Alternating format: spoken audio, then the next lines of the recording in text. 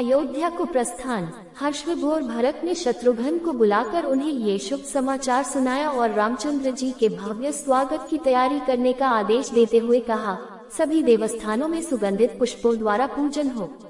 सभी वैतालिक, नृत्यांगनाएं, रानियां, मंत्रीगण, सेनाएं और नगर के प्रमुख जन श्री रामचंद्र जी के दर्शन और स्वागत के लिए नगर के बाहर चलें। नगर के सभी मार्गों, बाजारों तथा अट्टालिकाओं को ध्वजा पताकाओं आदि से सजाया जाए। दूसरे दिन प्रातःकाल सभी श्रेष्ठ नगर निवासी, मंत्रीगण, अंतःपुर की रानियां आदि असंख्य सैनिकों के साथ श्री राम की अगवानी के लिए उत्साहपूर्वक नंदीग्राम आ पहुँचे। कौसल्या, सुमित्रा, कैकेयी आदि महारानियां अंतःपुरवासी रानियों का नेतृत्व कर रही थी। सभी के हाथों में रंग बिरंगी पुष्पमालाएं थीं। चीर वस्त्र और कृष्ण मृगचर्म धारण किए भरत मंत्रियों एवं पुरोहितों से घिरे हुए सिर पर चरण पादुकाएं धरे प्रतीक्षा कर रहे थे। तभी दूर से दिव्य पुष्पक विमान आता दिखाई दिया। समस्त उपस्थित पुरवासियों के मन में हर्ष की लहर दौड़ गई और वे रामचंद्र जी का जय जयकार करने लगे। भरत ने आगे बढ़कर अर्घ्य पाद्य आदि से श्री राम का पूजन किया और उनके चरणों में साष्टांग प्रणाम किया। रामचंद्र जी ने आगे बढ़कर उन्हें अपने हृदय से लगा लिया। फिर भरत ने वैदेही के चरण स्पर्श करके लक्ष्मण को अपने हृदय से लगा लिया। इसके पश्चात वे विभीषण, सुग्रीव तथा अन्य वानर वीरों से बड़े प्रेम से मिले। फिर शत्रुघ्न भी सबसे उसी प्रकार मिले जिस प्रकार भरत मिले थे।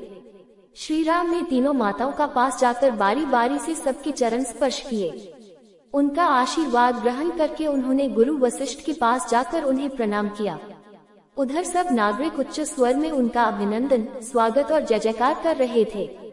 फिर भरत ने चरण पादुकाएं रामचंद्र को पहनाते हुए कहा, प्रभु, मेरे पास धरोहर के रूप में रखा हुआ आपका ये सारा राज्य मैंने आज आपके चरणों में लौटा दिया है। आज मेरा जन्म सफल हो गया।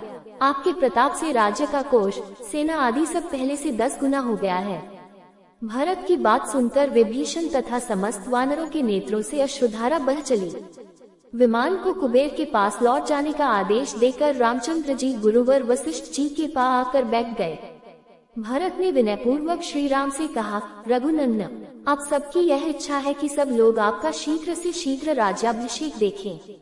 जब तक नक्षत्र मंडल घूमता रहे और जब तक ये पृथ्वी स्थित है, तब तक आप इस संसार के स्वामी बने रहें। अब आप इस वनवासी के वेश का परित्याग कर राजसी वेश धारण करें।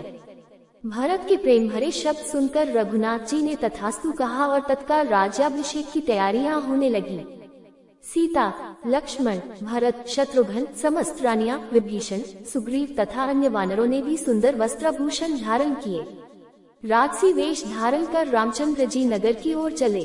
भरत सारथी बनकर उनका रथ चला रहे थे। शत्रुघ्न ने छत्र लगा रखा था। लक्ष्मण रामचंद्र जी के मस्तक पर चंवर डुला रहे थे। एक ओर लक्ष्मण और दूसरी ओर विभीषण खड़े थे। उन्होंने श्वेत चंवर हाथ में ले रखे थे।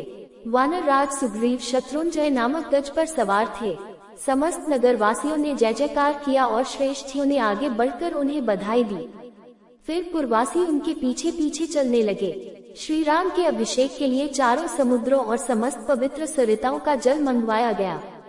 वशिष्ठ जी ने सीता सहित श्री राम को रत्नजटित चौकी पर बिठाया।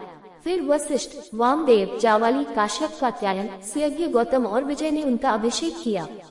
फिर अन्य मंत्रियों, सेनापतियों, श्रेष्ठियों आदि ने उनका अभिषेक किया। उस समय श्री राम ने ब्राह्मण को गौएं, स्वर्ण मुद्राएं, बहुमूल्य आभूषण तथा वस्त्रादि बांटे। फिर उन्होंने विभीषण, सुग्रीव, अंगद तथा अन्य वानरों को भी उपहार दिए। सीता जी ने अपने गले का हार उतारकर स्नेहपूर्वक पवन पुत्र को दिया। फिर सभी वानरादि विदा होकर अपने अपने स्थानों को चले गए। राज्य करते हुए राजा रामचंद्र ने 100 अश्वमेध यज्ञ तथा पौंड्री एवं वाजपेय यज्ञ किए। राम राज्य में चोरी, दुराचरण, वैधव्य, बाल मृत्यु आदि की घटनाएं कभी नहीं हुई। सारी प्रजा धर्म में रत रहती थी। इस प्रकार राम ने 11,000 वर्ष तक राज्य किया।